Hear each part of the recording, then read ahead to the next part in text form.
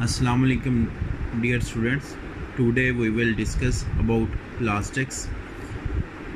बेटा जो actually plastics हैं वो बनते हैं पॉलीमराइजेशन के ज़रिए, कंडेंसेशन के ज़रिए या क्रॉस लिंकिंग के ज़रिए ऑफ मोनोमर यूनिट्स।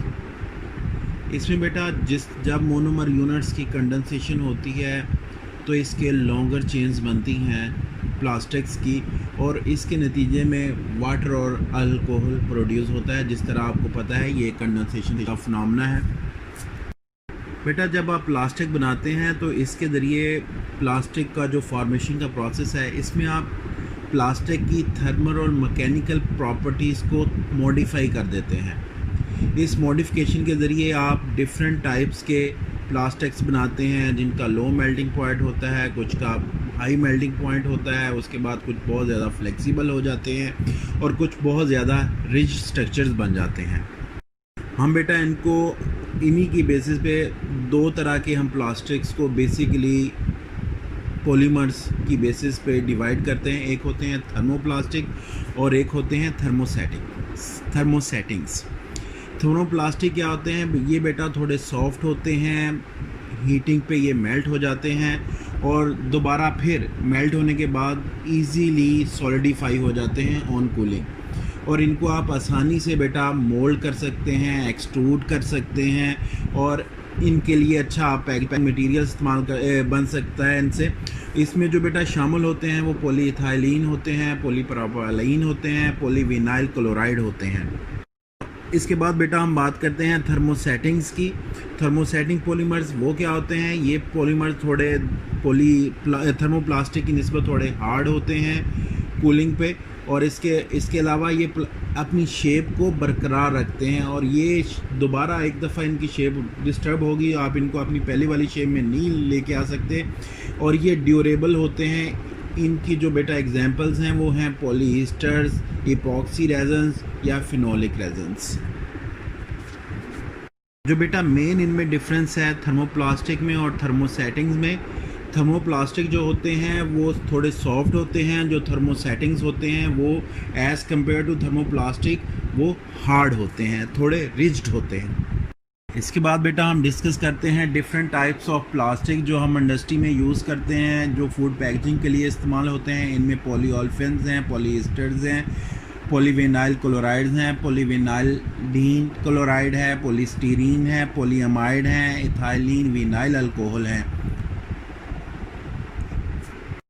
बेटा सबसे पहले हम डिस्कस करते हैं पॉलीइथाइलिन्स क्या होते हैं, जिनको हम पीई के नाम से जाने जाते हैं। ये सबसे ज़्यादा इस्तेमाल होने वाले फूड इंडस्ट्री में ये प्लास्टिक मटेरियल होता है। इसको आप हर तरह के शेप में लेके आ सकते हैं। ये इन एक्सपेंसिव होते हैं, यानी कि ये सस्ते हैं। इनमें बेटा जो एडिशन होती है, पॉलीमराइजेशन होती है, वो इथाइलिन की होती है। इनको पॉलीइथाइलिन जो होते हैं इनकी डेंसिटी की बेस पे इनकी कैटेगरीज़ हैं। इनमें आप बेटा इनमें होते हैं सबसे पहले वेरी लो डेंसिटी पॉलीइथाइलिन, जिनको आप VLDPE कहते हैं। उसके बाद लो डेंसिटी पॉलीइथाइलिन होते हैं जिनको आप LDPE के नाम से जाना जाता है। इसके बाद बेटा मीडियम डेंसिटी पॉलीइथाइलिन होते हैं जिनको आप MDPE कहते हैं, और इसके बाद हाई डेंसिटी पॉलीइथाइलिन होते हैं जो HDPE के नाम से जाने जाते हैं। जो मोस्टली हमारी जो फूड पैकेजिंग इंडस्ट्री है इनमें LDPE और HDPE यूज़ होते हैं, और हम इधर HDPE और LDPE के ही बारे में डिस्कस करेंगे। सबसे पहले हम बात करते हैं LDPE क्या होते हैं। बेटा ये उस जगह यूज़ होते हैं जहां आपने हीट के ज़रिए सीलिंग करनी होती है, यानी कि अगर आपने किसी प्लास्टिक फिल्म की सील करनी है तो उधर आप LDPE यूज़ करेंगे। इसका जो बेटा ये जो सबसे मेजर फंक्शन है ये कोल्ड रेजिस्टेंस होते हैं, यानी कि ठंड को ये बर्दाश्त कर लेते हैं, और अप टू -70 डिग्री सेंटीग्रेड यानी कि -70 डिग्री सेंटीग्रेड तक ये रेजिस्ट करते हैं कोल्ड के अगेंस्ट। और जिस जगह पे भी आपने फूड को फ्रोज़न फूड की पैकेजिंग करनी है उस जगह आपने LDPE को यूज़ करना है। इसके बाद अगर हम बात करते हैं बेटा HDPE की, तो ये थोड़े हार्ड होते हैं। हार्ड होते हैं, स्ट्रॉन्ग होते हैं और रेजिस्टेंट होते हैं केमिकल्स के लिए। मॉइस्चर के बैरियर होते हैं, गैस के बैरियर होते हैं, और ये इजीली हम इनको डिफरेंट फॉर्म्स दे सकते हैं। ये हार्डर प्लास्टिक होता है और इसका जो मेल्टिंग पॉइंट है वो LDPE से ज़्यादा होता है। इसके बाद बेटा हम बात करते हैं पॉलीप्रोपिलीन की। ये बेटा जो पॉलीप्रोपिलीन है ये हार्डर होते हैं, डेंसर होते हैं और थोड़े ट्रांसपेरेंट होते हैं देन पॉलीएथिलीन। इसके बाद बेटा जो इसकी जो मेन प्रॉपर्टीज़ हैं, ये रेजिस्टेंस होते हैं केमिकल्स के लिए और वाटर वेपर्स के लिए, यानी कि इनमें से केमिकल्स और वाटर वेपर जो होते हैं अगर इनके अंदर हो तो बाहर नहीं आ सकते, अगर बाहर हैं तो अंदर नहीं जा सकते। तो इसके बाद बेटा ये पॉलीप्रोपिलीन जो बेटा है इसकी जो डिफरेंट फॉर्म्स हैं जिनके डिफरेंट हार्डनेस है, डिफरेंट मेल्टिंग पॉइंट है, जब ये बनाए जाते हैं तो उनको उस लिहाज से बनाया जाता है। तो अगर हम बात करते हैं इसके मेल्टिंग पॉइंट की, मेल्टिंग टेम्परेचर की, जो पॉलीप्रोपिलीन है तो इनका मेल्टिंग पॉइंट बेटा होता है 160 डिग्री सेंटीग्रेड, 160 डिग्री सेंटीग्रेड, जिसके लिए ये थर्मल रेजिस्टेंस होते हैं। और इसके बाद आप इनको, ये वो प्लास्टिक होते हैं जिनको आपने माइक्रोवेव ओवन पैकेजिंग में इस्तेमाल करना होता है, या जिनमें आपने गरम चीज़ें जिस प्लास्टिक में डालनी होती है वो पॉलीप्रोपिलीन है। और जो मोस्टली जो हम आम तौर पे इसकी एक किस्म यूज़ करते हैं वो हमारे जो योगर्ट्स के कंटेनर हैं या मार्जरीन के ट्यूब्स आती हैं, वो इसकी पॉलीप्रोपिलीन की सिंपल एग्जांपल्स हैं। इसके बाद बेटा हम बात करते हैं पॉलीएस्टर्स की। पॉलीएस्टर्स की बेटा आगे सब क्लासेस आ जाती हैं। जो इसमें सबसे पहले है वो पॉलीइथाइलिन टेट्राफेथलेट है, जिसको आप पेट के नाम से जानते हैं। उसके बाद पॉलीकार्बोनेट है, उसके बाद पॉलीइथाइलिन नेफ्थालेट है।